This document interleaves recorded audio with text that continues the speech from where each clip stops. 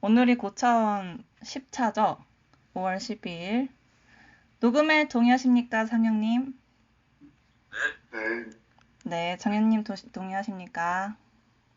다 동의합니다. 네, 상영님 동의하십니까? 네, 네, 고차원 모임 시작하겠습니다. 첫 번째 정현님이 하실 거죠? 네, 네, 제가 먼저 그러면 진행 부탁드리겠습니다. 오늘은 무기가 되는 글쓰기를 읽었습니다. 좋아요.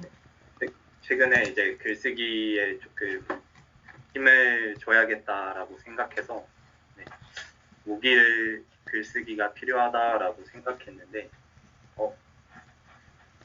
생각해보니까 초사고 글쓰기는 읽었지만 또 글쓰기 관련된 책은 많이 안 읽었던 것 같아요. 특히나 마케팅적으로 딱 되어 있는 글쓰기 책은 몇 권 없는 것 같은데 그런 거 위주로 조금 집중해서 한번 읽어봐야겠다라는 생각이 들더라고요.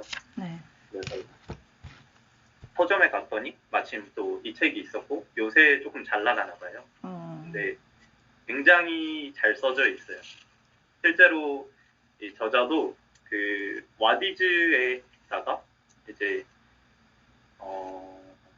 상세 페이지 하나로 하루 매출 1억을 달성했다고 하더라고요. 근데 이게 거의 어떻게 보면 저는 좀 자청급이 아닐까 생각이 들거든요. 자청은 이제 원래 팬덤이 형성되어 있는 거지만 와디즈 같은 경우에는 아직 자기 팬이 있었을 수도 있긴 하겠지만 여기 판매한 것들을 보면 영어 학습법, 화장품, 탈모 방지 제품, 사물 인터넷 등이라고 하니까 사실 제품이나 서비스를 봤을 때 팬덤이 형성되어 있지는 않았을 것 같아요. 네. 근데 그런데도 불구하고 하루 매출 1억을 낼 정도면 거의 자청급의 글쓰기 실력은 된다고 좀 느껴지거든요. 심리 분석하고 그런 건 잘 모르겠지만 그래서 되게 대단하다 해서 한번 읽어보게 됐어요. 근데 진짜 자청의 글쓰기만큼 좀 대단한 것 같아요.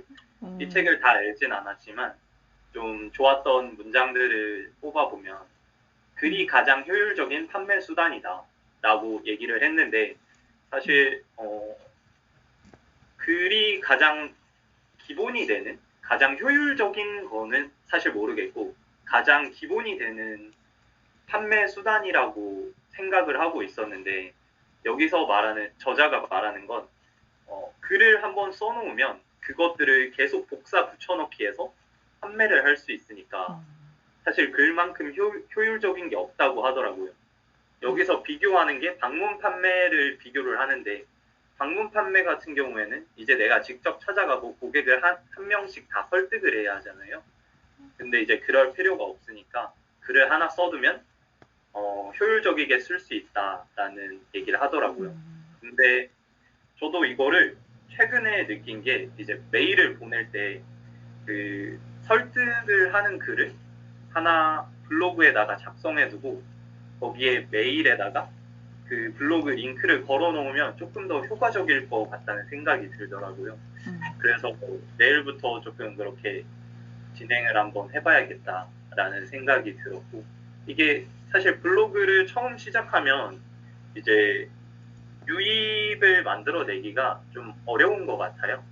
특정 타겟을 딱 해가지고 유입을 만들어내는 게 어려운데 메일은 제가 찾아가는 거라 특정 타겟한테 되게 그게 이제 꼭 필요한 사람들한테 찾아가다 보니까 전화는 괜찮은 것 같아요. 근데 블로그 같은 경우에는 초반에 그런 것들을 다 고려하기가 굉장히 어렵다고 느꼈는데 그러면은 블로그에 글 써놓고 내가 그 블로그로 들어오게 만들면 되겠다라는 생각으로 이어진 것 같아요.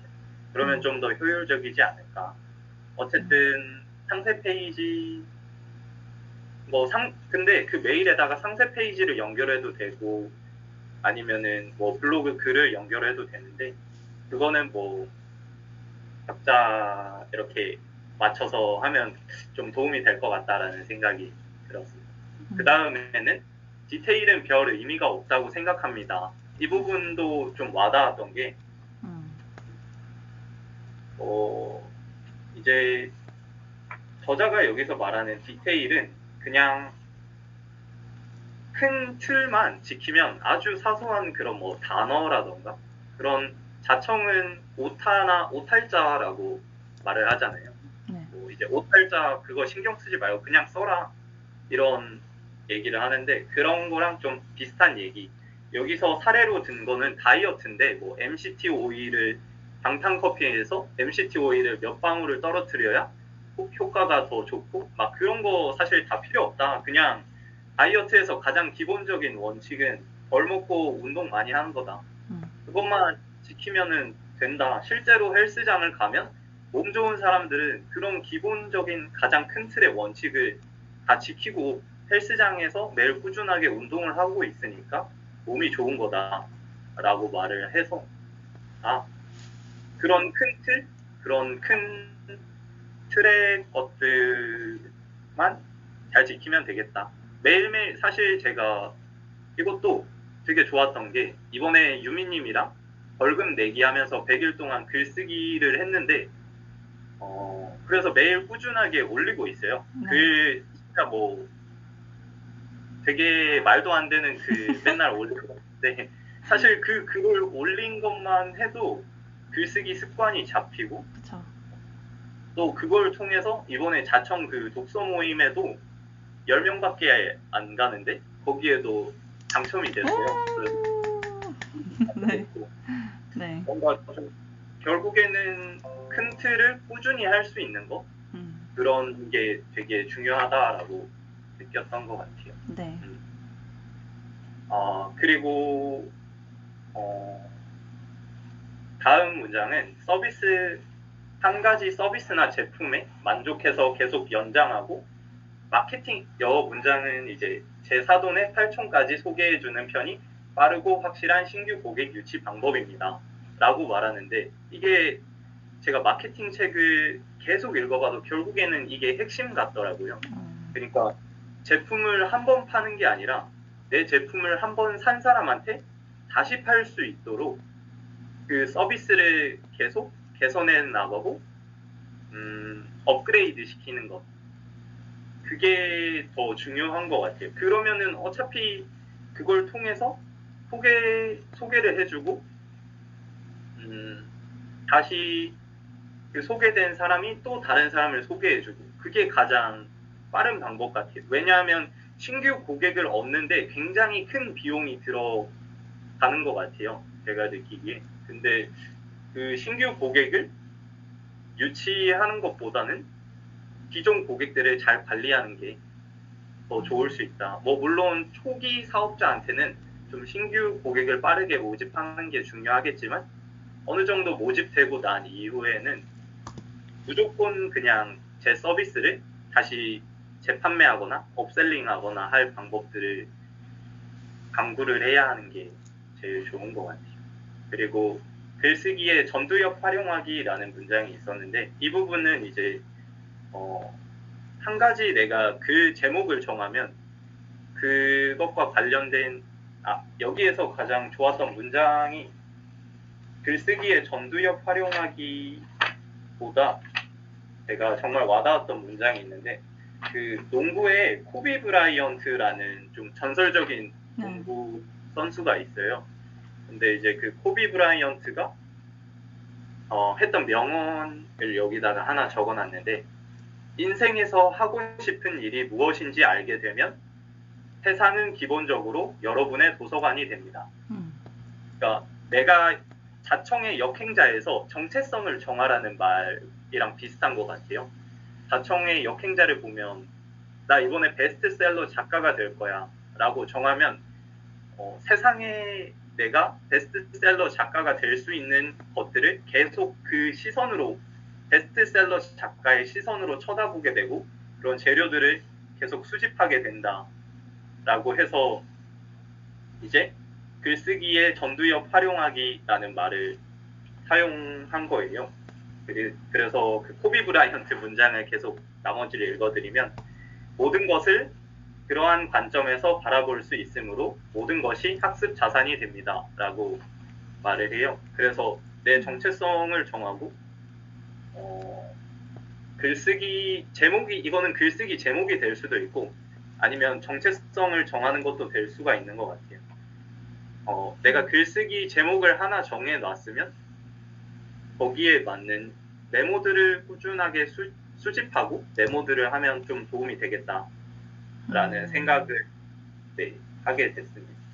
그래서 저는 마케팅에 관심이 많으니까 마케팅을 정체성으로 정했고 그럼 마케팅 중에서도 어떤 조금 뾰족한 그런 것들을 조금 더 공략하겠지만 우선은 마케팅이고 마케팅과 관련된 메모들을 꾸준하게 하고 인터넷에서 뭐 좋은 것들이 있으면 전부 다 즐겨찾기 해놓거든요. 그런 것처럼 좀 글쓰기의 전두엽을 활용한다기보다는 글쓰기를 하려면 우선 내가 뭘 할 건지 정해놓고 그것과 관련된 재료들을 딱 다 그냥 모아서 계속 차곡차곡 쌓아두는 일을 하면 되는 것 같아요. 그러면 글쓰기 재료는 결국 풍부해질 수밖에 없으니까. 그쵸. 네. 여기까지입니까? 질문해도 되겠습니까? 질문 좋습니다. 일단 열심히 적었고요. 이만큼. 그리고 이건 적은 거는 블로그 올라갈 거고. 글이 가장 효율적인 판매 수단이라고 하셨는데 저도 되게 공감합니다. 저는 이번 책을 하나 냈잖아요. 네. 이 책을 1편이에요, 심지어. 10편 시리즈로 냈고, 10편 시리즈로 낸 이유는 뭐 여러 가지가 있었습니다. 그건 나중에 설명드릴 거고요. 글 하나 썼는데 이게 제가 만든 음악에도 영향을 주고, 음악을 하나 음악도 가사잖아요. 글이잖아요. 네. 글을 써야 되니까. 글을 쓴 걸 바탕으로 멜로디를 넣어서 노래를 만드니까 또 이 사람이 쓴 글에 대해서 블로그로 또 들어와요. 그러니까 블로그 들어오고 책 쓴 거 다 보고 그러면서 한 명 한 명 팬이 생기는 거예요. 저에 대한 팬이. 그러니까 그러면서 이제 약간 뭐라 해야 될까 고객이라고 보면 기업 관점에서 보면 이제 팬층이 이제 뭐랄까요 콘크리트 고객층이 생기는 거죠. 애플처럼. 약간 그런 세계관을 좀 저는 만들고 있거든요. 그래서 글이 가장 효율적이다라는 판매 수단. 그러니까 글이 컨텐츠인 것 같아요. 저는. 글을 바꿔서 컨텐츠로 할 수 있을 것 같고. 근데 제가 하나 궁금했던 거는 그러니까 세 번째, 이 서비스에 만족해서 계속 연장하고 제 4단계 활동까지 소개해주는 편이 빠르고 확실한 신규 교육의 유익 방법이다. 이렇게 얘기를 했는데 사실 이거를 다른 말로 바꾸면 다단계예요. 저는 그렇게 생각했어요.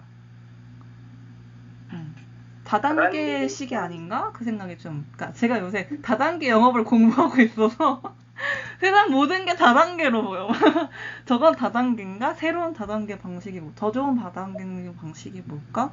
왜냐면 그러니까 영업의 저는 정체성이 뭐냐면 아는 그 대표님께서 매출액 10억 이상 내고 계신 분이 1년에 계신 분이 있고 여러분이 잘 아시는 자청과 관련된 분입니다. 그분이랑 이제 토요일에 미팅을 했는데 그분이 계속 이렇게 얘기를 해주셨어요. 30이 되기 전까지 네가 제일 잘할 수 있는 분야를 딱 하나 정해서 그건 딥다 파라고. 일단 자기가 그렇게 했기 때문에. 이분은 영상을 하셨죠? 이분은 영상을 하셨고 저는 그럼 영업할래요. 그랬어요. 사실 영업에도 심리 기술 들어가죠. 말하기 기술 들어가죠. 뭐 이런 표정이나 이런 제스처 이런 것도 들어가고 외모 관리도 솔직히 신경 써야 되고요. 그래서 저는 영업이 세상의 모든 분야는 다 필요하잖아요. 의사, 변호사도 영업해야 돼요. 세무사도요. 그죠? 그래서 어쨌든 대표가 돼도 영업을 해야 된다고 사장학개론에 나와 있기 때문에 저는 영업으로 일단은 정했어요. 내가 영업의 신이 돼서 약간 신이랄까 싹 고수가 돼가지고 영업을 이제 잘 하고 싶은. 그러니까 영업은 또 인간관계랑 또 연결이 되기 때문에 이걸 또 잘 활용해서 뭐 교육 사업도 할 수 있지 않을까. 엄청난 건들 수주를 오더를 제가 해내면은 그것도 하나의 기록이 되는 거고 앞으로 커리어에서 평생을 써먹을 수 있는 거죠. 영업 하나 이 기술 탁 터득해버리면 사람 마음 확 훔쳐버리는 거 배워버리면은 되지 않을까 그 생각을 하고 있어요. 근데 그 정체성 얘기 한번 해서 우리 정현님은 마케터님이시고 성현님도 마케터님이시잖아요. 그쵸? 제가 알기로는. 저는 마케팅보다는 이제 자영업 그러면 이제 사업가가 장사 쪽으로 정체성인 이제 거죠. 시작해서 나중에 이제 프랜차이즈나 유통 이런 걸로 목표가 그래요. 프랜차이즈 사업가인 거죠. 그러면 정체성이. 그렇다고 볼 수 있죠. 유통업을 하고 싶은 거예요. 결국에는. 네. 우리 상현님은 정체성이 뭔가요?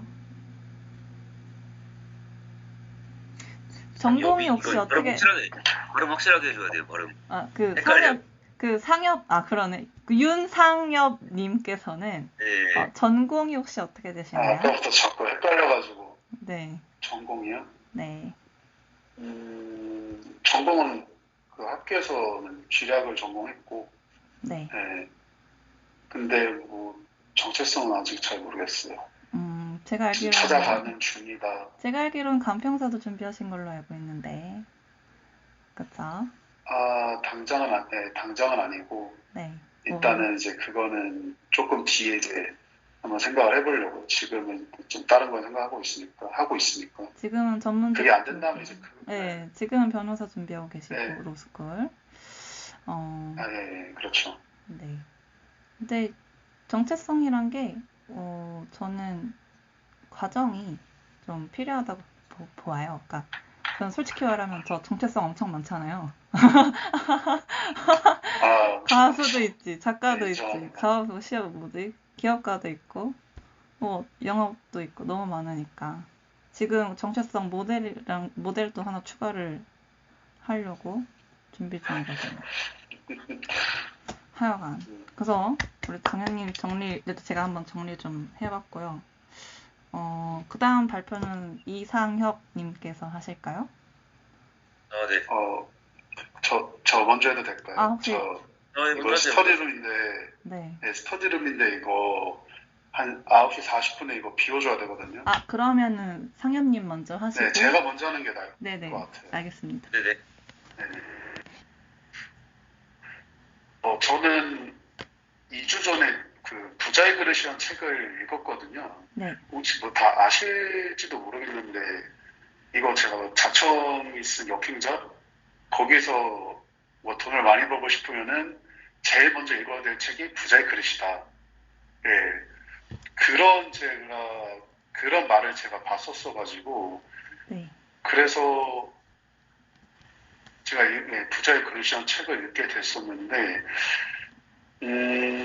일단 이게 부자의 그릇이 약간 소설, 약간 이야기 형식으로 좀 돼 있어가지고 처음에는 왜 이야기를 하지? 소설을 이렇게 얘기하는 거지. 이거는 뭔가 좀 사업이나 뭐 경영 이쪽으로 이제 크게 성공하고 싶은 사람들이 가장 먼저 읽어야 될 책이라고 그 자청이 그렇게 주장을 하는데 책의 내용은 약간 좀 자꾸 다른 얘기를 하는 것 같다는 생각이 드는데 이제 점점 읽으면서 이게 단순히 그 이야기가 아니라 이게 진짜 그 자청이 얘기했듯이 진짜 기본적으로 사업을 하기 위해서는 이제 이 책을 읽음으로써 그 약간 깨달아야 될 부분이 있는 거구나라는 걸 좀 깨달았거든요.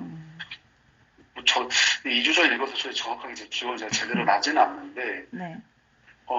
근데 이거 뭐 줄거리 다 얘기하고 할까요? 아니면은? 핵심만 우린 다 알고 있으니까 본인의 그죠. 생각을 얘기해 주시면 돼요. 저 같은 경우에는 제가 이 책을 읽으면서 가장 제가 와닿았던 게 이제 하나 있는데 신용이고 돈으로 이어진다가 돈이고 음. 신용이다라는 말 계속 하더라고요. 그 책 안에서. 음. 처음에는 이제 저도 돈이 왜 신용이고 신용이 왜 돈일까? 그게, 예. 처음에 이제 그거에 대해서 좀 진지하게 좀 생각을 해보다가 한번 그것과 관련된 케이스가 혹시 나도 있었는지 저도 좀 진지하게 좀 생각을 해봤거든요. 과거의 어떤 일들을 좀 반추를 하면서 보니까 제가 뭐 어떤 다른 타인한테 이제 뭐 신뢰를 준다라든지 그 신용도 이제 신뢰의 어떤 그 신뢰랑 또 비슷한 말이잖아요. 그 신뢰를 준 만큼 저에게도 뭔가 돌아오는 게 있다라는 거를 제가 그거를 이제 깨닫게 되면서 그 책에서 말하는 게 혹시 그런 의미에서 그렇게 얘기를 한 건가? 음. 예, 그게 맞다면은 진짜 이 사람은 약간 이 돈이라든지 이런 거에 대해서 통찰력이 있는 사람이라는 걸 좀 이렇게 좀 더 깨닫게 됐고요. 네. 그리고 또 하나가 있다면은 이제 무엇을 하느냐보다 누가 하느냐가 더 중요하다. 지금 이 말에 좀 제가 진짜 전적으로 공감을 하는 게 어, 저희도 뭐 그 속담이 있잖아요. 그래서 뭐 친구 따라 강남 간다? 뭐 이런 말이 있잖아요. 네. 뭐 친구 따라 강남 간다. 금묵자흑. 그러니까 음. 이 사자성어도 있듯이 진짜 이게 어떤 걸 일을 하는 데 있어서 누구랑 하느냐에 따라 이게 정말 이게 성공과 실패가 제 좌우가 된다라는 거를 좀 제가 좀 뼈저리게 깨달은 적이 좀 있었거든요. 예를 들면 이제 제가 이제 고등학생 때는 그 사업의 목표라기보다는 어떤 뭐 좋은 대학을 가는 거.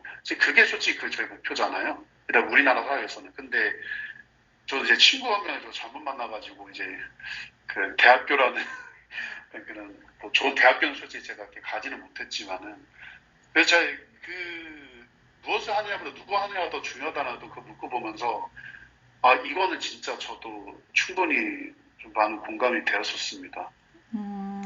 저도 네. 지금 네, 뭐 32분, 말씀하세요. 32분이니까 또 말씀하실 거 해주세요. 다 끝나신 건가요? 아니면? 잠깐만요. 네.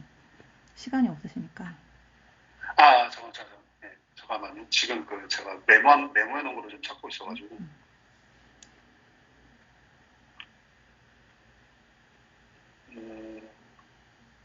또 이제 그런 말도 했더라고요. 여유가 생기면은 사람은 실수하지 않는다. 여유가 생기면 실수를 하지 않는다라는 말도 솔직히 이게 뭐 뻔한 얘기일 수도 있겠지만은 특히나 뭐 돈벌이, 뭐 사업이나 돈벌이 이런 거와 관련해서는 진짜로 뭔가 자기가 이렇게 조급한 마음이 생기면 생길수록 더 어떤 사업을 어떤 진행하는 데 있어서 자꾸 뭐 이렇게 이미지를 깎아먹는다든지 뭔가 수완적인 부분에 있어서 뭔가 이제 그렇죠. 크게 실수를 해가지고 바닥을 친다라든지. 근데 저희 아버지가 그랬거든요. 저희 아버지도 이제 저희 아버지가 좀 되게 성질이 급하세요. 진짜 항상 조급하시고 이제 그런 마인드를 버리지 못한 채로 어떻게든지 이제 돈을 많이 벌고 싶으니까 어떻게 이제 사업을 진짜 여러 개 하셨었거든요. 저희 아버지께서. 근데 자꾸 이렇게 그때는 제가 어렸을 때니까 잘 몰랐는데 지금 저도 이제 저희 30 이제 가까이 되면 30 되면서 저희 아버지의 어떤 성격이나 이런 것들, 뭐 마인드라든지 이런 것들 좀 보면은 아빠가 분명히 약간 이제 뭔가 마음에 여유가 없고 항상 조급한 마음. 그래서 어떻게 이거 하면 되겠지, 이거 하면 되겠지. 이게 또 보통 이제 여유가 없는 사람들은 남의 말을 또 잘 따라요. 특히나 자기 신념이 없이. 저희 아버지가 딱 그랬거든요. 그래서 그거 보면서 역시 이게 진짜 어떤 그 돈을 버는 어떤 사업에 관련돼 있어서는 사업과 관련된 거는 이제 만국 공통이다라는 거를 이제 좀 생각을 하게 됐었습니다.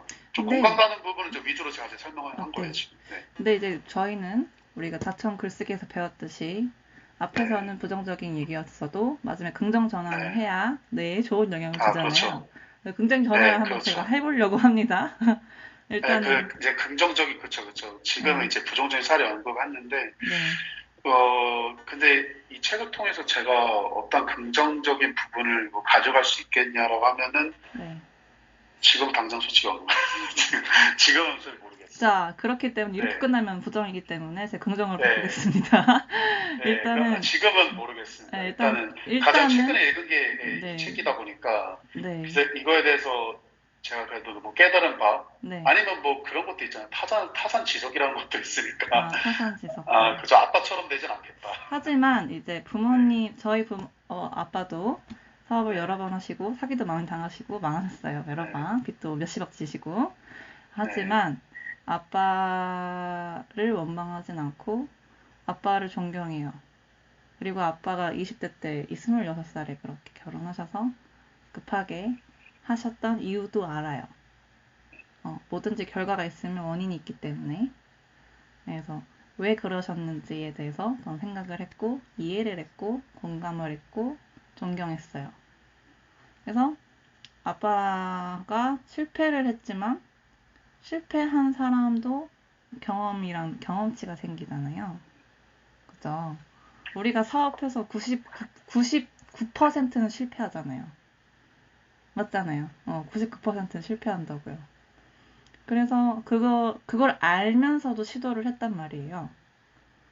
그거에 대해서 되게 용기 있으신 거고, 되게 대단하신 거고, 그 어린 시절에 뭐 PC방부터 시작해서 뭐 다양한 걸 하셨어요. 그 시절에 PC방을. 그래서 다양한 사업을 했지만 망했다고 해서 뭐 무조건 망한 걸로 끝낼 거라고 생각하진 않아요. 인생 새옹짐하고 분명 그 경험을 통해서 앞으로 또 더 좋은 그리고 정말 성공할 수 있는 바닥을 저는 만들었다고 생각을 해요. 우리 사장학개론 우리 사장님, 우리 회장님도 실패가 졸라 많이 하셨어요. 아시죠? 모르는 거야. 인생 KFC 할아버지도 나이 70대 가지고 치킨 튀기는 거 팔아서 성공하셨는데 그렇잖아요. 그래서 아빠처럼 되지 말아야지가 아니라 아빠처럼 나도 시도 많이 해봐야지가 좋을 것 같아요. 그리고 감사한 마음이 저는 되게 컸어요. 아빠가 해봤기 때문에 내가 실패를 해도 날 비난하지 않겠구나. 실제로 그러셨고요. 궁금한 제 게 아버지는 저를 혹시 상영님 아버지도 사업가신가요? 예. 저희 아버지도 이제 사업하시다가 네. 제가 고등학교 때가 제일 저희 집이 힘들었어요. 아빠가 허가가 안 난 땅에다가 이제 건물을 지어가지고 그 건물을 다 부셨거든요. 그때 몇 네. 억을 빚지셨어요. 그래서 실제로 저희는 거의 3년, 2년인가 3년 가까이 컨테이너에 살았었어요. 고등학교 때. 그러니까 철물점을 하셨는데 철물점이랑 그러니까 컨테이너 하나에 철물점 반, 집 반이었어요. 집도 다 갖고 있는 거 다 팔고. 그래서 이제 그것도 이제 잘못되고 이제 다 망해가지고 거의 한 복구하는데 거의 10년 가까이 걸리신 걸로 알고 있거든요. 실제로 이번 어버이날에 제가 아빠한테 전화를 했었는데 제가 처음으로 저번 달에 엄마한테 저희 집 빚이 있냐고 물어봤어요. 맨 처음으로 태어나서. 근데 이제 엄마가 그 얘기를 아빠한테 한 거예요. 아빠가 술 먹고 전화 와가지고 너가 그걸 왜 물어보냐고. 네가 그걸 왜 물어보고 뭔 관심이 그런 거 상관없다고. 어차피 아빠는 너희한테 피해를 끼칠 생각이 없다. 그래서 내가 가진 것은 없지만 빚도 없다. 그냥 영원이라고 생각하면 된다. 그래서 그렇게 말을 하더라고요. 근데 저는 사실 그거랑 별개로 옛날부터 저희 집이 어려웠던 거는 대충 알고 있었어요. 그래가지고 어떻게 보면은 전 그게 너무 감사한 게 어릴 때부터 뭔가 그런 것 때문에 대학교 때도 거의 용돈 안 받고 맨날 알바를 했거든요. 학교 다니면서. 근데 그 알바를 제가 진짜 한 20개 가까이 했었는데 그 경험을 통해서 엄청나게 많은 사람들을 만나고 사람 대하는 법도 많이 익히고 되게 리더십도 강해졌고 책임감도 강해졌고 여러 가지 좋은 요소가 너무 많아요. 상현님, 윤상현님 노이즈가 너무 심합니다. 무음으로 해주세요. 죄송해요. 녹음 중이어가지고 예민했어요. 네. 우리 이상현님 그래가지고 얘기해주세요. 네. 그래서 저는 아까 이제 상현님 말씀하셨는데 그걸 통해서 또 배우는 게 있다고 생각해요. 저는 아빠가 실패했잖아요. 근데 저 아빠한테 대놓고 물어봐요. 왜 실패했냐고. 왜냐면은 물어봐야 되는 게 사실 자식들은 아빠, 엄마의 DNA를 받고 자라니까 당연히 닮을 수밖에 없거든요. 그리고 크면서 더 느끼는 게 점점 더 닮아요. 그래서 저는 저희 아빠가 진짜 술도 좋아했고 가정적이지도 못하고 여러 가지로 좋진 않아요. 가정적으로 봤을 때. 모범된 아빠는 아닌데 대신 사람은 좋다. 약간 이런 느낌인데 근데 이제 그거를 전 토대로 아빠의 단점들을 저는 보완을 하려고 항상 노력해요. 물론 잘 안 되는데 노력해서 바꾼 부분이 저는 이제 사업적이나 이런 거를 대할 때 되게 계획적으로 하려고 엄청 많이 노력하거든요. 진짜 이거는. 제가 원래 엄청 피성향이 강한 사람인데 그거를 많이 바꿨어요 지금. 네. 근데 아직 조금 자정적이거나 이거는 조금 아직 잘 안 되는데 노력하려고 하는 편입니다. 저도요. 그래서 이제 그런 부분은 오히려 그런 사례를 통해서 가장 가까운 사람의 사례를 통해서 배울 수 있는 거고 오히려 집이 재벌 2세고 이러면은 잘못된 자식들이 많은 게 뭐냐면 어릴 때부터 부족함 없이 자라고 그냥 해주는 대로 자라서 자립심이 결핍이 없죠. 없고 네, 결핍이 없어서 간절함이 없고 결과적으로는 자립심이 없어요.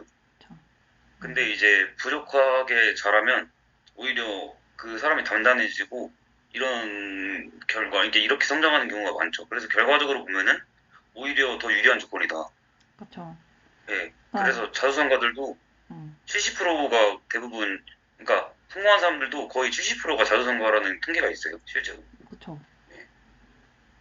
그래서 사장학개론도 마지막으로 사장학개론도 아마 그 얘기가 있을 거예요. 네.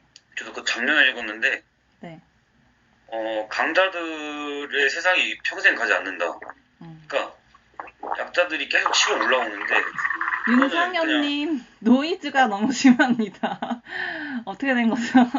상현님 가셔야 되지 않아요? 지금 나왔어요. 아 나오셨구나. 일단은 여기까지 하시는 걸로 하시고 아니면 또 그냥 들으셔도 됩니다. 무음으로 하신 다음에. 듣고 있을게요. 네, 잘 듣고 있습니다. 무음하시고 들으세요. 무음을 해주세요. 녹음에 방해가 됩니다. 죄송해요. 네, 일단 이상형님 말씀해주세요. 네. 그러니까 평생 강자들의 세상이 될 수 없다고 다들 그러니까 그게 계속 바뀐다고 하더라고요. 그러니까 강자들이 이게 대기업이랑 예를 들어서 프랜차이즈 이제 누구나 아는 프랜차이즈랑 쬐끄만 가게가 있다고 치면은 프랜차이즈만의 강점도 당연히 있지만 이 작은 가게만의 강점들이 있는 거죠. 그쵸. 그러니까 예를 들어서 프랜차이즈는 체계화시켜서 그 시스템들을 움직여야 돼서 예를 들어서 손님한테 엄청난 서비스를 줄 수도 없고 뭔가 이런 틀도 많이 바꿀 수가 없는 이런 구조인데 작은 가게는 사장이 혼자 그냥 꾸리면 되니까 여러 가지 시도를 해보면서 이걸 통해서 성공 사례로 계속 시스템을 잡아가는 과정인 거죠. 그러니까 물론 이 가게도 이렇게 크면은 당연히 또 이런 과정들을 겪겠지만 하여튼 이 큰 것만의 장점이 또 있고 이 작은 것만의 장점이 있다. 그래서 이렇게 바뀔 수 있는 건 언제든지 가능하다. 뭐 이런 얘기예요. 그래서 저는 둘 다 하면 될 것 같아요. 언제든지 가능하다. 네. 상영님 얘기하고 싶어요. 상영님 사례가 되게 좋았던 게 저희 아버지가 빵집을 하시는데 이제 저한테 마케팅 책을 하나 달라고 하시더라고요. 그래서 마케팅 책을 읽더니 무료로 줘라라는 말을 딱 받나 봐요, 아버지가. 근데 그때부터 그냥 빵을 그냥 막 1,000원어치 사면 1,000원어치를 사도 1,500원짜리 빵을 막 그냥 나눠준 거예요.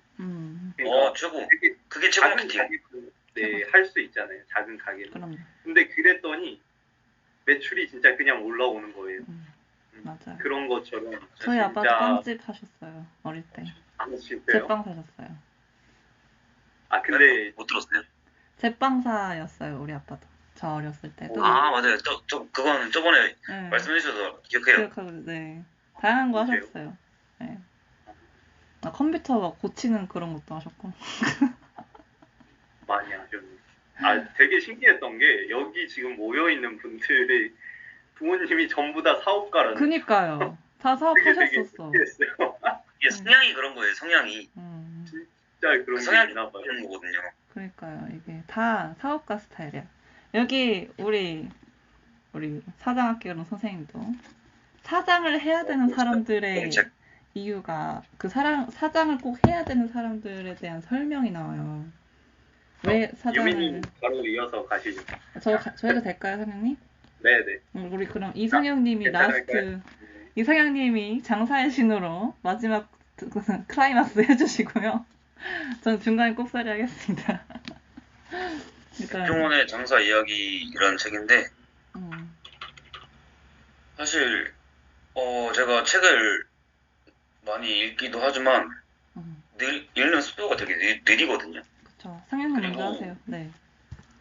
네, 그리고 이제 독해력이 좋은 편도 아니에요, 전혀. 언어도 뭐 고등학교 다닐 때도 공부를 많이 하진 않았지만 네. 그렇게 막 그러니까 국어 이런 문학 쪽에서는 더 딸렸어요. 오히려 수학 쪽이 강했고. 근데 요즘에 항상 책을 읽으면서 느끼는 게 제가 그 저번에 말했었나? 저번 독서 모임 때 말했나 기억 안 나는데 그 행동경제학이라고 있잖아요.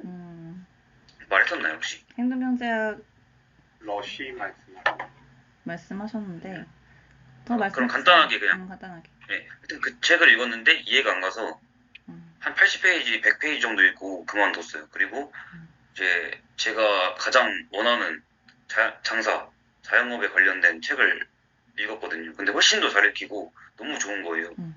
그래서 이제 백종원의 장사 이야기 책을 읽고 지금은 이 우노다카시라는 장사의 신, 이거 되게 유명한 책이거든요. 이것도 네, 일본 이자카야 신 이거 읽고 있는데 하여튼 여기에 나오는 내용들을 한번 얘기해 볼게요. 네, 좋습니다. 네, 성공한 사람들의 하나 특징이 저는 똑같다고 생각해요. 진짜 다 비슷하거든요, 대부분. 근데 대부분 고객을 위해요. 고객의 이익을 중점적으로 이제 생각을 하는 거죠. 장사할 때도 이제 제가 청소 사업을 했었을 때 그때 저는 어떻게 했냐면 어차피 이거를 계속 평생 할 생각이 없었기 때문에 그리고 청소를 하는 게 한 번 이사 갈 때 청소 한 번 하고 안 하는 시스템이라고 그때 생각했어요. 물론 지금은 이건 잘못된 생각이라고 판단을 했는데 하여튼 그래서 한 번 딱 고객이 오잖아요. 그러면 최대한 추가 금액 많이 받고 예를 들어서 집 가서 청소 35만 원이라 부르고 집에 곰팡이 좀 있으면 10만 원 추가 받고 막 이랬어요.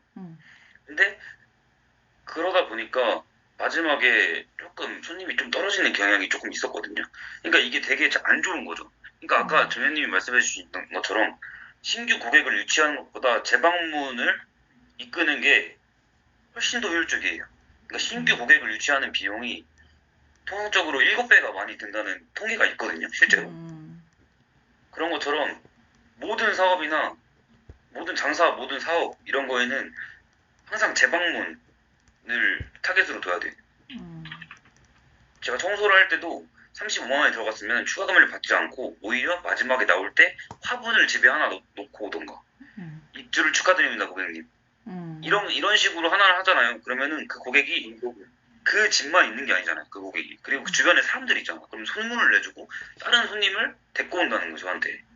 이게 최고 효율적인 그러니까 화분 10,000원밖에 안 하는데 제가 추가 금액 10만 원 예를 들어 빼고 예를 들어 추가 금액 5만 원 받는다고 쳤을 때 화분 10,000원 플러스해서 6만 원. 그러니까 6만 원에 한 번은 손해를 보고 고객 한두 명을 더 데리고 오는 전략을 취해야 된다는. 그러면 이 전략을 취하면 계속 늘어나고 나중에는 나의 이제 이런 자료도 높아지면서 어느 정도 이제 계속 이제 신뢰가 쌓이는 브랜드가 되는 거죠. 모든 사업은 이런 느낌으로 가야 된다는 거예요. 네. 좋다. 그래서 네 이거를 되게 모든 사람들이 강조해요. 진짜 모든 책에서 진짜 이거는 하나같이 다 똑같거든요. 하여튼 이거 그리고 제가 또 최근에 좀 오류를 범한 게 저는 항상 뭘 해도 항상 미래적으로 생각을 하는 좀 성향이 있거든요. 그러니까 연습을 하는 거죠 계속. 예를 들어서 장사를 칠 때도 양꼬치집도 있고 뭐 갈비집도 있고 이자카야도 있고 엄청 많잖아요. 횟집도 있고. 근데 저는 뭐 그런 것도 그렇고 뭐 예를 들어 뭐 다른 뭐 블로그 마케팅 사업을 한다고 할 때도 그 성공했을 때 기준으로 계속 생각을 하는 거예요. 그리고 나서 조금 역설적으로 내려와서 생각을 했는데 제가 좀 착각한 게 모든 사업에는 초반엔 장사의 영역이 있거든요. 근데 너무 그 장사의 영역을 무시하고 너무 사업적으로 시스템화하고 그러니까 예를 들어 장사를 하면은 처음 가게 열었을 때 6개월 정도는 손님한테 진짜 지극정성을 다해야 돼요. 그리고 제 몸을 갈아 넣을 생각까지 하면서 완전 그렇게 해야 되는데 초반 2년, 3년은 엄청 고생해서 그다음 올리고 나서 이 장사의 노하우를 쌓고 그거를 갖고 가야 되는데 이거를 무시해버리고 바로 저는 3개월, 6개월 만에 시스템을 만든 다음에 바로 2호점 차릴 생각까지 했거든요. 그러니까 속도 물론 엄청 중요하죠. 근데 이게 차근차근 기반을 다지면서 갔을 때 이 브랜드력이 훨씬 세다. 라는 거를 좀 더 생각하게 된 것 같아요. 책을 읽으면서 많이 생각했어요. 백종원도 그렇고 이 우노타카시라는 사람도 그렇고. 그러니까 저는 원래 이거 읽기 전에는 어떤 생각이었냐면은 무조건 속도전인 줄 알았어요. 빨리 성장을 시키고 빨리 나를 보여줘야 된다라는 생각이 있었는데 오히려 진짜 진정으로 성공한 사람들은 이 기반을 차근차근 다지면서 이 직원들도 나를 다 존경할 수 있게끔 만들면서 이렇게 가는 느낌. 그러니까 주변을 엄청 잘 챙기면서 같이 이렇게 성장하는 느낌. 그러니까 편법을 쓰지 않고 기반을 다지면서 차근차근 올라가는 느낌이더라고요. 그래서 이거는 사실 뭐가 정확히 맞는다는 거는 정확히는 모르겠는데 근데 우선은 좀 생각한 거는 너무 빠르게 간다기보다는 조금 다져가면서 가는 게 맞지 않나라는 생각을 합니다. 물론 이거는 장사를 하면서 조금 느끼면서 바꿔가야 되는 부분이라고 생각은 해요. 네. 그러고 다 그런 내용이에요. 손님들 왔을 때 친절하게 하고 그러니까 대부분 가게를 가보면은 다 느끼실 거예요. 되게 친절하지 않은 데가 엄청 많거든요. 그냥 형식적인 인사를 하면 평타예요. 그러지 못한 데도 너무 많고. 인사도 안 해. 네. 진짜 이게 잘못된 거예요.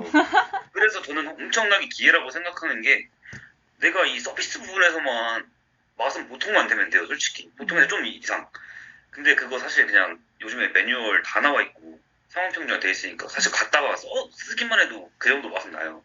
그러니까 맛도 당연히 계속 개발을 해야 되지만 저는 맛보다 더 중요한 게 서비스라 생각하거든요. 손님이 들어왔을 때 기분 나쁘게 가면 안 돼요. 아무리 맛있어도 기분 나쁘게 가면 끝이거든요. 근데 그렇지 못한 데가 너무 많다. 저도 항상 느끼는 건데 이번 주말에도 여자친구랑 밥 먹었는데 야끼와로 갔었는데 너무 별로더라고. 손님 들어왔는데 인사도 안 해요. 그냥 안고 앉았는데 그냥 반찬 주고 띵 가요 그냥. 와 좀 깜짝 놀라가지고 말고도 너무 많은데 하여튼 그런 서비스 부분을 엄청나게 신경 써야 된다. 장사하는 사람이 사실 손님이 돈을 벌어주는 건데 그럼요. 손님을 쌩간다는 게 말이 되냐고. 근데 대부분 그런 데가 너무 많아요. 맞아요. 한국은 이상을 하면 다행이에요. 일본 제가 얼마 전에 갔다 왔거든요. 네. 근데 손님이 이렇게 이미 나갔는데 뒤에서 고개를 숙여서 인사하고 있어요. 이렇게. 저희 와주셔서 너무 감사하고 안녕히 가세요 이렇게 이런 느낌으로 하는데 진짜 친절해. 한국이랑 완전 정반대. 그러니까 일본 가서 장사하면 다 망해요. 제가 봤을 때 한국인은. 맞아. 그냥 진짜 한국이 존나 기회다. 맞아요. 장사는 난 그 방금 들으면서 그 생각한 게 일본 친구들을 한국어 교육시켜가지고 한국으로 데려와서 직원으로 쓸까? 그 생각이 좀 드네요. 실제로 그렇게 하는 데 많아요. 일본인 친구들을 매니저로 데려와가지고 많아요 그런데. 그러니까 실제로 있구나. 대박이다. 대박. 그러니까 방금 든 생각이에요. 그러니까 그런 거라면 일본 친구들이 한국에 오고 싶어하는 일본 친구들이 꽤 있거든요. 제가 알기로. 그래서 한국에 정착하면서 이제 저도 장사 영역 이런 거 되게 중요하게 생각하는데 주변 사업하시는 가족분들 있으니까 오늘도 이제 저 강남 가가지고 발레 했던 친구랑 데이트를 했는데 여자 동생인 거죠. 여동생 23살. 근데 이 친구랑 예약해가지고 이제 갔는데 굉장히 서비스를 잘 해줬었어요. 삼성전자 사옥이었거든요. 먹은 데가. 근데 인테리어는 당연히 깔끔했고 서비스도 깔끔했어요. 되게 친절하게 대해주시고. 근데 이제 사람이 하는 거다 보니까 이게 힘들면 친절하기가 어려워요. 그죠? 그리고 한국은 근로 시간도 다른 데보다 길잖아요. 그리고 한 사람한테 요구하는 것도 많아, 심지어. 해야 되는 게 너무 많아, 한 사람한테, 점점. 근데 이거를 감당하기 위해서 우리가 어떤 비전을 제시할 수 있어야 되나? 저는 그 생각이 드는 거예요. 그러니까 나는 저가 미친 듯이 막 여러 개 공부하는 게 뭐 ADHD 때문에 그런 것도 있고 여러 가지 이유도 있는데, 내가 직원한테 줄 수 있는 게 많아야 얘가 나를 떠나지 않겠구나. 이건 연인한테도 마찬가지예요. 내가 이 친구한테 줄 수 있는 게 많으면 이 친구가 나를 떠나기가 어렵겠지? 그치? 내가 포지셔닝, 고프레임 하는 거죠. 그런 생각, 그런 연인 관계 그거를 직원이랑도 쓸 수 있지 않나. 그렇잖아요. 직원 영원한, 여기 사장학교로는 나오지만, 직원은 맘대로 그만둘 수 있고, 회사도 직원을 맘대로 자를 수 있어요. 어쨌든, 영원한 거는 없으니까. 그 인스타에 제가 원래 기사 한 번 보는데, 우연히, 우리 오래 보자 라는 얘기가 되게 마음에 와닿더라고요. 근데 나는 이거 좀 바꿔서 너 오래 보고 싶다. 근데 오래 보려면 서로 둘 다 노력해야 되거든요. 남자 여자. 그러니까 연인도 서로 노력해야 오래 볼 수 있고, 회사도 사장도 직원도 서로 노력해야, 둘 다 노력해야 오래 볼 수 있잖아요. 저는 그렇게 생각하거든요. 오래 보고 싶은 사람이고 싶어요. 저는. 그게 연인이든 직원과 사장이든 간에. 방금 드는 생각이었어요. 그걸 얘기해주고 싶었어요. 나는 오래 보고 싶은 사람인가? 나는 직원한테, 연인한테 많은 어떤 것을 내가 줄 수 있지? 물론 나 존재 자체만으로도 사랑해 줄 수 있는 사람이면 좋은데 그거는 신이지 않을까? 인간이 할 수 있는 영역이 아닌 것 같은데, 심지어 부모조차도 기대를 하는데, 그 생각이 좀 들었어요. 저는 그래서 부동산 공부하고 막 이러는 게 직원들 인생 책임져주고 싶은 거예요. 내 평생 막 10년, 20년, 저희 회사는 근속 연수가 10년, 20년이에요. 부장 사장님들이. 근데 나는 10년, 20년 이렇게 오래 같이 갈 친구들한테 집도 구하는 것도 도와주고 싶고, 내가 부동산 지식이 많아서.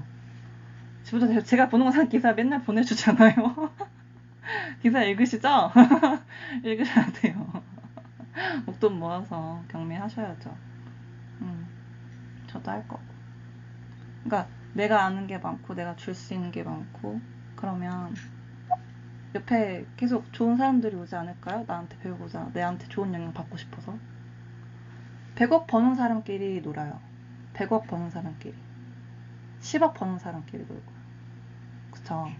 저는 100억 버는 분들을 건너서 연결이 됐어요.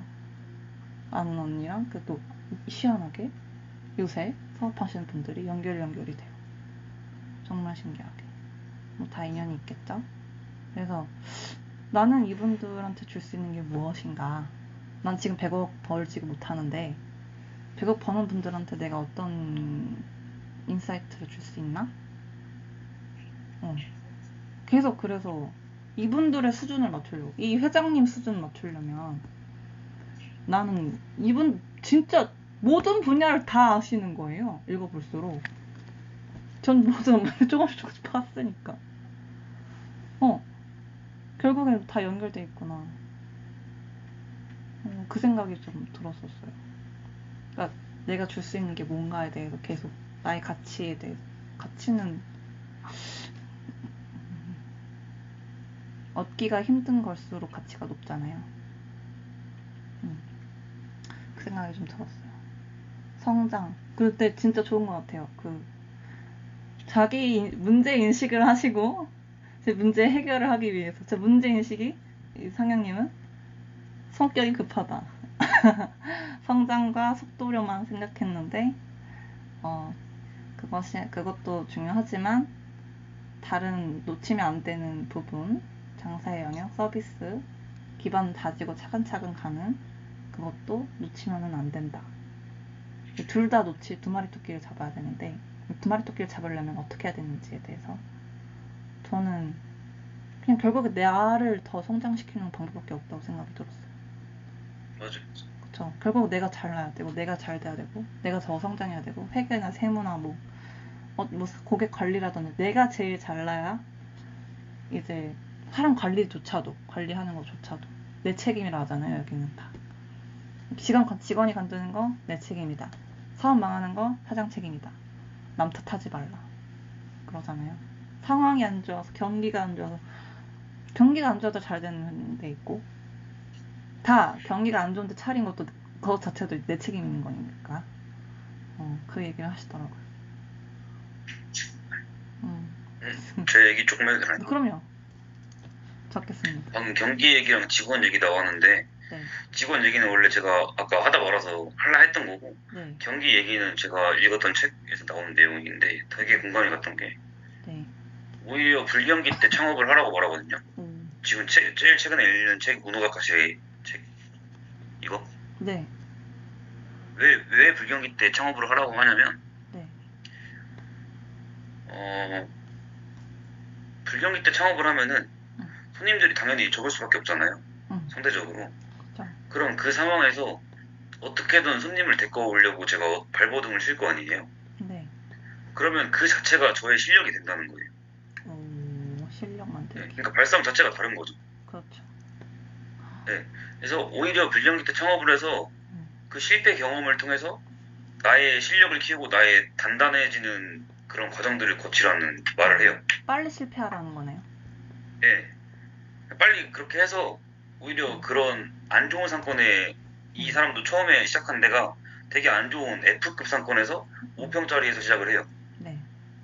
네, 그렇게 해서 손님들이 계속 많았는데 그거를 계속 고민하고 이제 하는 과정 속에서 해결을 한 거죠. 그 해결하는 과정 자체가 그 사람한테 되게 엄청난 성장이 된 거죠. 성장 포인트가 된 거고 그걸 통해서 두 번째 가게도 성공시키고 세 번째 가게도 성공시키고 그래서 밑바닥을 찍어봐야 그 모든 직원이나 그런 사람들의 마음을 알 수 있고 간절함이 생기고 이제 그 밑바닥을 찍어본 경험 때문에 그렇게 되기 싫어서라도 더 열심히 사는 그런 습관들이 몸에 배기는 거죠. 좋다. 밑바닥을 찍어봐야 간절함이 생긴다. 네, 그래서 저는 20대 때 사실 유미님도 지금 엄청 많은 경험들을 하고 계시잖아요. 네. 근데 사실 이게 30대 때도 그러면은 30대, 40대 때도 그러면은 조금 문제가 있을 수 있어요, 사실. 근데 20대 때는 오히려 좋은 게 진짜 여러 가지 경험들을 해서 안 되는 것도 경험하고 여기서 통해서 또 잘 되는 것도 분명히 있을 거란 말이에요. 그럼 그 잘 되는 것도 경험하고 이 자체가 다 하나하나 경험인 거예요. 그리고 이 경험을 토대로 내가 이제 다 하나하나 데이터가 되는 거잖아요. 네. 그래서 이 데이터들을 통해서 30대 이걸 실행해서 계속 성장을 하는 거죠. 그러면 훨씬 더 좋은 결과가 있을 거고 그리고 제가 아까 마지막에 직원 얘기를 하려 했던 건데 방금 계속 얘기가 나왔던 것들이에요. 근데 사실 직원 관리라는 거를 제가 최근에 영상 같은 걸로 엄청 많이 고민도 하고 영상도 많이 공부도 했는데 직원 관리라는 게 가장 중요한 게 사장이 모범을 보이는 거예요. 간혹 어떤 사장들은 바닥에 떨어져 있는 쓰레기 하나도 직원한테 주고라고 하거든요. 그러면은 되게 보기 안 좋고 다른 직원들도 사장이 그 직원한테 시킨 걸 봐요. 그러면은 직원들한테 그런 하나하나 모습들이 쌓여서 직원들한테 사장은 신뢰를 잃게 되는 거고 닮고 싶은 사장이 되지가 않는 거죠. 근데 닮고 싶은 사장이 되어야 그 직원들도 동기부여가 되고 알아서 열심히 해주고 이런 이런 선순환 구조로 흘러가야 된다는 거. 이렇게 이거 한 가지랑 두 번째는 항상 시스템적인 사고를 가져야 돼요. 예를 들어서 직원이 막 뭐 하나 실수를 해요. 그러면 그 실수했을 때 나무라는 사장이 있고 그 실수를 했을 때 오히려 미안하다는 사장이 있어요. 직원한테 오히려 미안하다고 하고 그 실수를 같이 고민해서 이거를 너가 이번에 이렇게 했으니까 이런 상황이 벌어진 것 같아. 우리 한번 이렇게 바꿔볼까? 해가지고 시스템을 만드는 거예요. 그리고 그 시스템을 매장에 도입했을 때 오히려 그 실수를 통해서 오히려 매장에 더 좋은 효과를 불러일으키는 거죠. 그러니까 이렇게 시스템적인 생각 전환을 해야 된다는 거예요. 그러면은 이런 과정을 통해서 그 직원들도 내가 시스템적인 사고를 하는 거를 배우고, 이 사장은 진짜 다른 사장님인 거 다르다라는 거를 경험을 통해서 이 가게에 오래 있을 수밖에 없게 만들어주는 거야. 그러니까 이 모든 거는 사장이 똑똑해야 되고, 사장이 이제 마인드랑 이런 가치관 등을 다 본받을 수 있는 사람으로 진화를 해야 된다는 거예요. 그러면 직원 관리는 알아서 된다. 직원 관리 알았습니다. 예. 그러니까 피로도를 덜 쌓게 해주는 행동들을 계속 만들어줘야 돼요. 직원들이. 주방에 동선도 있고 홀 동선도 있고 음식 같은 것도 레시피가 엄청 많은데, 예를 들어 된장찌개 하나 만드는데 30분이 걸리고 재료가 12가지가 들어가고 이러면 엄청 피로도가 쌓일 거 아니에요. 예를 들어서 여기서 요리를 하는데 막 저쪽 가서 막 설거지 해야 돼.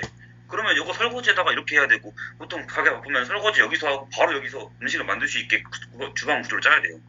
근데 이런 거 모르는 숫자 사장님들은 막 왔다 갔다 막 정신이 하나도 없어. 막 냉장고 정리도 안 되고 이러면 직원이 피로도가 계속 쌓인단 말이에요. 그러니까 이런 것들을 계속 제3자 입장에서 봐주면서 고쳐갈 수 있는 행동들을 계속 사장을 해줘야 돼요. 그러니까 이런 시스템적인 사고, 직원이 어떻게 하면 일을 더 편하게 할 수 있을까? 그리고 손님한테는 어떻게 해야 더 친절하게 하고, 어떻게 하면 더 재방문을 이끌어줄 수 있는 행동들을 할 수 있을까? 이런 고민들을 계속 해야, 이런 고민들을 계속 하는 사장님이면 직원들은 알아서 그 모습들을 배우고 알아서 따라온다는, 이게 결론이에요. 아까 하다 말았는데. 중간에 끊어서 죄송합니다. 저희 2분 남았거든요. 끝났어요. 2분 남았어요. 2분 남아가지고. 근데 전 중간에 얘기를 해가지고 그래도 5분만 해야 되는데 2분 남았어요. 잠깐만. 다시 혹시 시간 되세요? 10분 정도부터. 네네. 그래요? 제가 다시 켜겠습니다. 네네네네. 다시 켜주시면, 아니면 제가 다시 켤까요? 네, 링크 하나 다시 주세요. 네네. 제가 그러면 링크 켜가지고. 제가 혹시 드려도 될까요? 네네네. 정현님. 한번 확인해보고 싶은 아이디가 있어서. 요거는 시간 제한 없는지. 그래요? 오케이. 네, 잠시만요. 그러면 coming soon. 1분 이내 종료됩니다.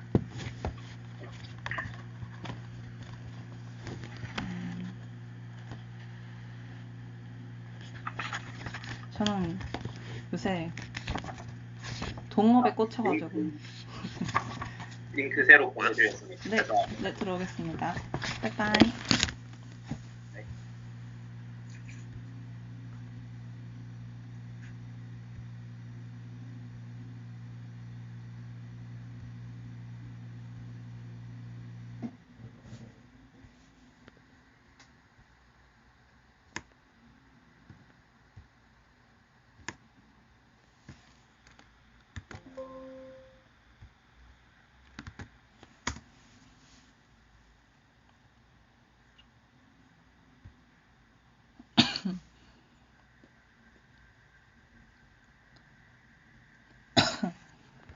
오, 들어왔다. 자, 우리 상엽님은, 윤상엽님은 이제 집에 가신 것 같고요. 제가 이제 이분을 따로 이제 모셔온 거는, 뭐 개인적으로 아는 분이시기도 하고, 근데 안지 얼마 안 됐는데, 좋은 영향을 서로 주고받게, 하고 싶었어요. 저희 그룹에 이제 법조인도 한 명 있으면 좋잖아요. 그래서 아무래도 우리 인맥상 우리 개발자도 있고 우리 사업하시는 분들도 있고 법조인도 한 명 있으면 좋지 않을까 싶어서 모셔왔고요. 계속 세계관 확장을 할 생각입니다. 일단 저는 아주 이제 거의 그냥 약간 분신처럼 갖고 다니고 있는데 분신이에요. 제 분신 지금. 분신인데 제가 읽으면서 너무 깜짝 놀란 게 저는 회사가 무역회사라고 말씀드렸는데 패션 관련된 회사예요. 의류, 부자재, 제조 수출의 회사거든요. 공장이 베트남에 3개가 있고 상해지사가 있어요. 회사가.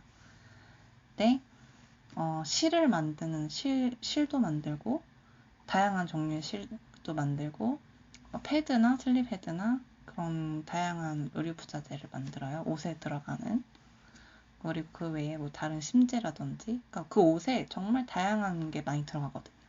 그러면서 옷 하나 만드는데 이렇게 많은 노력이 들어가는구나, 라벨 하나도 이렇게 신경 많이 쓰는구나를 제조업에 대해서 이거는 정말 만만한 게 아니다라는 걸 다시 한번 마감할 때마다 욕하면서 뼈저리게 느끼고 있는데요. 근데 그러면서 이제 팬톤이라든지 색깔에 대해서, 미적인 감각에 대해서 조금 개발이 되고 있어요. 색깔을 워낙 다양한 걸 많이 보니까. 다양한 종류 원단이 있고 그 원단에 맞는 실이 있어요. 정말 미세한 거 하나하나가 디자이너들의 바이어거든요. 그래서 이 디자이너들 예민하시고 이걸 또 맞추기 위해서 연구를 잘 하고 있는데, 근데 여기서 사장님께서, 김송 회장님이 색깔에 대해서 얘기가 나와요. 기억하실지 모르겠는데 보라색에 대한 얘기가 나와요. 제가 보라색 맞춤 구두를 이번에 50만 원짜리를 맞췄거든요. 무대용 뭐 사진용으로 맞췄는데 너무 깜짝 놀란 게, 읽으면서 나 좀 색깔 감각 좀 있는 것 같다. 약간 그 보라색이, 진한 보라색은 불행, 저주 이런 거를 뜻하는데, 밝은 보라색은 조화, 심리적 안정감이 있는 사람이 찾는 색깔이에요. 밝은 보라색은. 그리고 연보라색은 영성, 그리고 진중함, 신중함, 절제, 약간 요런 뜻이 있대요. 근데 제가 그 다음에 보라색 끝나고 나서 나오는 색깔이 하얀색, 흰색에 대한 색깔이 나오고, 에 대한 얘기가 나오고, 그 뒤에는 또 모던한 색깔에 대해서 나오는데, 하얀색이 고급진 색깔에 대한 얘기, 그러니까 고급진 색깔이 하얀색이다라는 얘기가 나와요. 정말 신기한 게, 제가 구두가 밝은 보라색에 하얀색이 있거든요. 한복 저고리 모양의 디자인이 들어간 구두예요. 대한민국 명장 1호 명장님이랑 문장님의 작품이고요. 그리고 양가죽과 소가죽이 들어가 있습니다. 양가죽은 한국에 없어요. 저는 명품 사업에 관심이 있기 때문에 맞춤에 관심이 있어서 했는데, 그러니까 이거 읽으면서 정말 패션이나 색깔에 대해서도 다 아시는구나. 이 정도 금액, 이 정도 경치에 오르려면 이런 것도 다 아시는 거구나. 다 파셨구나, 깊이. 깊이 파야 알 수 있는 부분인 것 같아서 저는 모르고 했지만, 그러면서 나 좀 타가는 거 있는 듯? 막 이러면서 지하철에서 나 구두 이 색깔인데 이러면서 막 그랬고, 일단은 자기 자랑 패스하고, 제가 그 카톡방에도 좀 올렸는데 동업에 대한 얘기가 나와요. 동업을 잘하기 위한 2가지 조건이 이렇게 나오잖아요. 첫 번째가 동업자의 품성, 둘째는 동업에 대한 2사람의 이해 정도라고 나오거든요. 그러니까 이거는 뭐 사업 아이디어, 뭐 시장 규모 확대, 시장 이익 극대화, 제목에서 인력 보고 이런 거 다 제외하고, 이 동업자의 품성과 동업에 대한 2사람의 이해 정도, 요 2가지가 부족하면 모든 혜택은 무용지물이래요. 저도 공감했어요. 들으면서. 동업을 아직 한 적은 없지만 아빠는 동업했다가 이제 사기당한 적이, 사기를 워낙 많이 당해서 잘 믿어요. 사람 말도 잘. 너무 착해요. 우리 집안이 핏줄이 보니까 할아버지부터 착했어요. 이렇게 너무 착해. 사람이 좀 영리하게 그래야 되는데 그냥 그런 거죠. 그래서 저는 동업을 할 생각이거든요. 뭐 여행 사업도 그렇고 패션 사업도 그렇고, 디자이너 그 명장님이랑도 얘기를 한 게, 명장님 기술자시면서 디자이너님이세요. 근데 이제 요새 트렌드의 디자인의 구두는 아니기 때문에, 그러니까 구두 하나에 몇 천만 원짜리 막 이런 구두가 있잖아요, 명품은. 충분히 그 정도의 금액을 받을 수 있는 기술이신데, 디자인이나 뭐 브랜딩이나 이런 거의 차이에서 가격이 그렇게, 역사도 그렇고 차이가 나와서 저도 이제 구두 디자인 이런 거, 패션 디자인 디자이너이기도 하니까 저도 어떻게 보면 그거를 생각을 좀 하고 있어요. 근데 그러면서 이거 보면서 명장님이랑 동업하려 했는데 명장님 품성을 내가 파악하고 있나? 그러니까 점검을 한 거예요. 좋으신 것 같은데? 근데 동업에 대한 두 사람의 이해 정도, 이게 뭐가 뒤에 그 이해 정도가 뭐냐면 지금 저도 파악을 잘 못했어요. 이거 보면 나 동업하면 안 되는구나를 지금 깨달았거든요. 그러니까 이사회 구성, 배당, 증자, 지분 희석, 회계 지식에 대한 이해가 부족하거나 공부가 돼 있지 않다면 투자나 동업을 받을 만한 자격 자체가 없다고 봐야 된다라고 써 있어요. 그래서 내가 그쵸. 그래서 이사회 구성, 배당, 증자, 지분 희석, 회계 지식. 이사회 구성은 알아요. 감사도 필요하고, 그러니까 저는 협회에서 근무를 했기 때문에. 그러니까 저는 2년 전에 좀 또라이 짓을 좀 많이 했어요. 그래서 한 번에 3월 달에 유한회사, 법인, 개인사업자를 한 번에 창업했거든요. 각각 다 냈었어요. 유한회사도 한번 만들어보고, 유한회사는 이런 거구나를 이제 알게 됐죠. 10억까지는 감사를 안 받습니다. 유한회사는. 그래서 배당은 이제 우리 주식 배당 막 이런 거 기업도 배당을 하거든요. 배당 이건 이해했어. 오케이. 증자, 유상증자, 무상증자 이거 주식 공부하면은 알게 되거든요. 그래서 근데 내가 명확하게 유상증자, 무상증자가 무엇인지 설명을 할 정도까지는 모르는 것 같아 라고 지금 판단을 했어요. 지분 희석 이걸 내가 몰라요. 이건 나 몰라. 이건 공부해야겠다 생각했고 회계 지식 부족해서 마감 때마다 엄청 혼나고 있어요. 회계 지식 이것도 공부해야겠다. 저는 한국에서 사업을 할 게 아니라 해외에서 사업을 하고 싶기 때문에 해외 돈에 미친 사람이 모여있는 나라가 미국이잖아요. 미국 회계 지식을 알아야겠구나 생각했어요. 저는 정현님 아시죠? 저 목표 금액이 얼마인지 기억나시나요? 11조요. 30? 도단이었던 것만 알겠어요. 네, 11조. 11조. 아, 맞죠. 그렇죠. 할머니의 영향을 받아서 11조. 교회 11조. 그게 아니라 진짜 11조요. 네. 그거가 목표이기 때문에 이런 건 당연히 알아야 되는 거고. 그러면서 저의 조급함과 성급함을 다시 한번 깨달았습니다. 저도 성격 급해가지고 할머니도 급하시고 아빠도 급했고 그래서 또 동업을 하고 싶다면 지분, 직책, 급여, 경영권, 수익금, 배분 방식, 책임의 한계, 주식, 양도시, 정의권, 재투자 비율, 계약 파기 조건, 증자 조항 등 세부사항 항목을 명확하게 기록하고 문서화하고 이 문서를 공증까지 완료한다면 동업해도 된대요. 뭔 말인지 모르겠죠. 이게 뭔 말이야? 읽으면서 그래서 나는 지금 동업을 하면 안 되는 거고 지금 동업하면 100% 망하는구나. 이게 지금 깨달아졌거든요. 그래서 미국 친구랑 그 5월에 여행사를 미국에다가 브런치를 내려고 했는데 그 친구가 가족이 미국에 있고 미국인이니까 근데 그렇게 하면 나는 이제 좆되는구나 이렇게 깨달았죠. 막말로 그랬고 지금 내가 해야 될 거는 그래서 유튜브로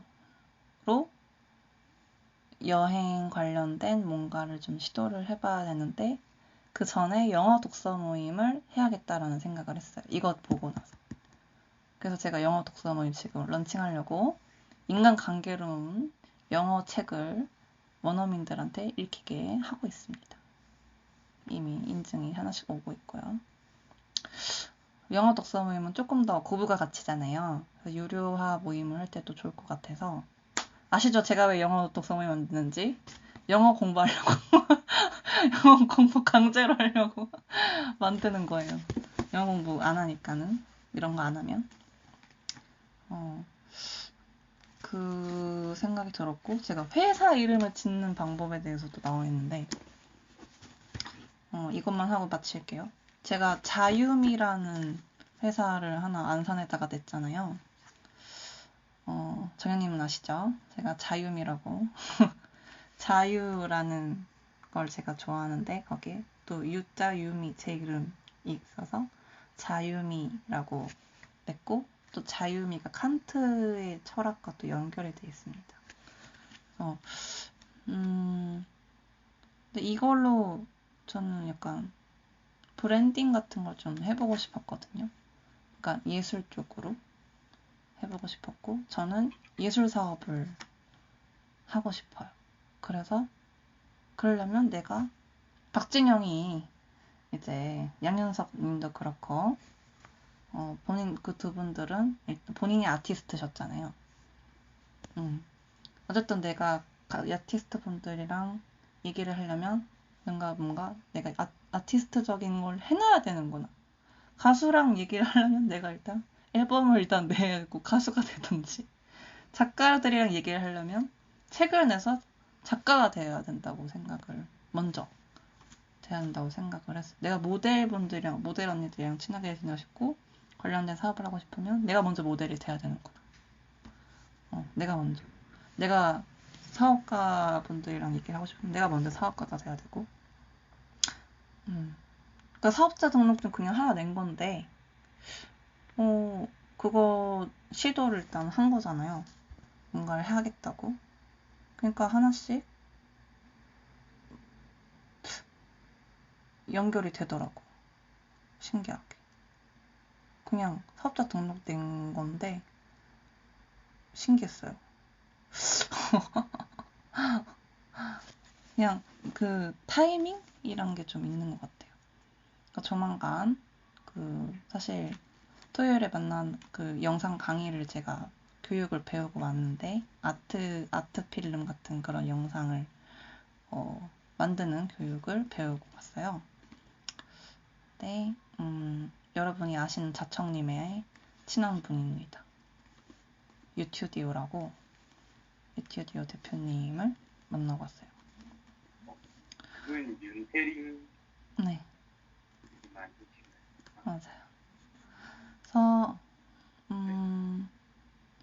뭔가 서서히 아마 제 생얼의 영상이 샘플로 만들어졌기 때문에 올라가지 않을까 싶습니다. 다 감사하게도 제 노래로 뮤비 만드는 식으로 그냥 연습용으로 간단히 만들어 주셨거든요. 생얼이기 때문에 뭐 이렇게 비주얼은 좋지 않습니다. 네. 유튜브도 굉장히, 유튜브가 사실 우리 이상형님은 유튜브 채널도 하시는 걸로 제가 알고 있기 때문에 그 글쓰기가 중요하잖아요. 우리 상형님은 유튜브도 채널 운영하시잖아요. 그 스크립트 쓰는 거 되게 어렵잖아요. 결국에는 글쓰기고, 우리가 만난 이유가 어쨌든 초사고 글쓰기라는 거를 통해서 만났기 때문에 상형님 글쓰기 꼭 해주세요. 저도 할게요. 벌금 낼 거예요? 벌금 내기 할 거예요? 안 할 거예요? 메일은 어렵고, 메일은 어려우실 수도 있고. 근데 저는 일 자체가 글쓰기라서 그냥 쓴 걸 올려주세요. 그러면. 네. 그 단톡방에 올리고 하는 거요? 네, 그냥 올려주세요. 매일 일하신 거. 하루에 하나? 이게 뭐 어떻게 되는 거죠? 하루에 하나씩. 저는 기사 스크립이거든요. 네. 저는 근데 지금은 안 맞아요. 왜냐면은 네. 제가 지금 하는 일이 너무 많아가지고 제가 다다음 주에 강의도 있고 6월 1일 날 또 행사도 해요. 그렇구나. 그래서 그 보조금 사업 진행하고 하는 거 있어서 그래서 되게 바빠요 지금. 그래서 그렇군. 1일 1블로그는 저한테는 완전 무리고. 뭐 한 줄 쓰기도 괜찮은데. 그럴 거면 의미가 있나요? 이게 왜냐면은 이게 형식적으로 안 내기 위한 행동으로 하면 안 돼요. 근데 저는 2월에 하면은 무조건 그렇게밖에 못 되거든요. 왜냐면 지금 제가 운동도 하고 이번 달 5kg 빼기 목표라서 지금 살이 엄청 떴거든요. 그래서 그것도 지금 하고 있는데 맨날 3kg 뛰고 일주일에 4번 3kg 뛰고 펴기 하고 뭐 이런 거 하고 있는데 그것 때문에 시간도 엄청 나가고 해서 그래요. 그래서 한 줄 쓰기인 거예요. 꼬시고 있어 지금. 아니 한 줄 쓰는데 뭐 1분이 걸려요? 2분이 걸려요? 우선 저는 5월은 안 되고 6월부터 오케이. 6월 약속했어요. 6월부터. 아니면은 일주일에 하나 정도 아, 제가 일주일에 하나는 근데 제가 성장일기라는 거를 일주일에 하나 써요 지금. 그러면 올려주세요. 그거 올려주세요. 그걸로 올릴게요 그러면. 그걸로. 피드백 주고받기 하실래요? 유미님도 혹시 마케팅 글쓰기 해보시겠어요? 저는 기사 스크랩만 해도 좀 벅차서. 근데 일주일에 한 번. 일주일에 한 번. 마케팅 글쓰기. 저희끼리 서로 피드백 해주는 거예요. 글 쓰고 이제 그 소사고 글쓰기에 세다 원칙에 위배되지 않는가. 그런 거. 뭐 댓글에다가. 왜냐하면 네네 무조건 피드백 해줘야 이게 내가 글을 그쵸. 잘 썼는지 안 썼는지 맞아요. 알 수도 있는데. 그쵸. 그걸 또 피드백하면서 사실 이렇게 저희끼리 성장하는 것도 있거든요. 맞아요. 근데 그게 그 자청님 밑에서 일하시던 김 팀장님이라는 분이 계세요. 네. 근데 이제 그분 글쓰기 모임에 들어가려면은 글쓰기 코칭 그런 모임에 들어가려면 300만 원 내야 하거든요. 네. 근데 저희가 어차피 지금 그런 레벨은 아닌 것 같고 저희끼리 조금 하면서 성장한 다음에 그런 그룹 코칭 이런 거 받으면 훨씬 좋지 않을까? 왜냐면 지금 PDF에서도 글쓰기 꾸준히 하는 사람 몇 명 안 되는 것 같아요. 500명 들어와 있는 그 글쓰기 방에도. 별로 없죠. 그러니까 일주일에 딱 한 번만 하는 거예요. 마케팅 글쓰기. 그러니까 외적 글쓰기인 거죠? 네, 내적 글쓰기가 아니라 외적 글쓰기. 네. 자청 좋아요. 그 그런 거 글쓰기 완강하면서 글쓰기 진짜 존나 중요하구나라는 걸 다시 한번 새삼 깨닫게 됐거든요. 근데 그런 걸 꼭 해야겠다라고 제가 생각만 하고 있었는데 여기 실행력 끝내주는 분들 3명 있잖아요. 그러니까 저희끼리 그냥 어차피 상영님은 일 하시는 거고 저도 어차피 일이기는 하거든요. 그게 유미님도 뭐 이제 앨범 그런 거 사실 이미 하셨어요. 유미님 마케팅 글쓰기 이미 해서 올렸어요. 맞아요. 그리고 그 아마존 그거 글쓰기 한 것도 판매하려고 제가 그 글도 읽었거든요. 그래요? 그것도 마케팅 글쓰기. 그쵸, 외적 글쓰기예요. 네. 그러니까 그거 그냥 올리시면 서로 피드백 해주는 거예요. 일주일에 딱 한 번. 안 하면 벌금 걷어서 저희 연말에 뭐 쓰던가. 뭐 회식하든지. 모임 뭐 해가지고 우리 오프라인 모임 때 써도 되고. 그러니까요. 어차피 상영님은 일이고 저도 일이고 유미님도 하다 보면 무조건 외적 글쓰기 인간은 일주일에 한 번은 하게 되어 있는 것 같아요. 그쵸. 아무래도. 회사에서도 아마 할 거예요. 그럼 외적 글쓰기 일주일에 한 번 하기 해가지고 뭐 모임 통장 하나 만들까요? 네네네. 그렇게 해가지고 돈 모아서 뭐 오프라인 모임 때 우리 쓰는 걸로 해가지고 오프라인 모임. 맞아요. 그러니까 바쁘니까 우리 상현님은 인천에 계시잖아요. 그리고 우리 정현님은 안산에 계시고 전 서울에 있고.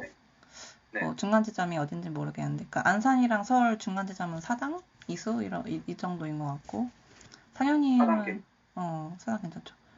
이상현님은 어디로 가도 좋을까요? 인천이신데. 뭐 상관없는데 우선 제가 지금 나가봐야 되거든요. 그쵸. 아무튼 진짜 오늘 진짜 오늘 이모에서 자야 돼요. 그렇구나. 이모가 지금 원래 9시에 간다 했는데 제가 10시에 간다 했는데 매형무냐고 연락 와가지고 그렇구나. 일단은 그러면 다음 주부터 일주일에 한 번. 다음 주 19일까지. 다음 주에 다시 얘기하는 걸로. 다음 주에 다시. 네. 알겠어요. 어차피 일주일에 저는 맨날 하고 있어가지고. 그니까요. 그냥 일주일에 한 번. 그러면 하는 걸로 하고 올려주세요. 네, 올려주세요. 다음 주까지 안 이거 올리는 사람 응. 네, 내용 정리해가지고 한번 카톡 보내주세요. 제가 확실하게 인지 못했어요. 지금 이모 카톡 보느라. 그래. 네, 정현님 알겠습니다. 정리해서 올려주세요. 네, 제가 올리겠습니다. 이거 먼저 가볼게요. 네네, 빠이빠이. 네. 저희도 이제 끝 수고하셨습니다. 파하겠습니다. 고생하셨습니다. 빠이빠이. 안녕하세요. 네. 고생하셨습니다. 유미님 혹시 이거 시간 제한 있는 거 보는 방법이 있나요? 이게 1시간 지나면 자동으로 뜨거든요. 그때 그래서 보는 방법은 딱히 모르겠어요. 제가 한번 나중에 찾아보겠습니다. 예. 오늘 수고하셨습니다. 오늘 1시간 20분 했는데 오랜만에 만나서 네? 1시간 20분 녹음됐습니다. 진짜 다 하셨어요? 네. 대단하시네. 그래가지고 고생하셨고요. 다음 주에도 오세요. 알겠습니다. 파이팅! 바이바이. 수고하셨습니다. 네. 네. 양해 좀. 바이바이.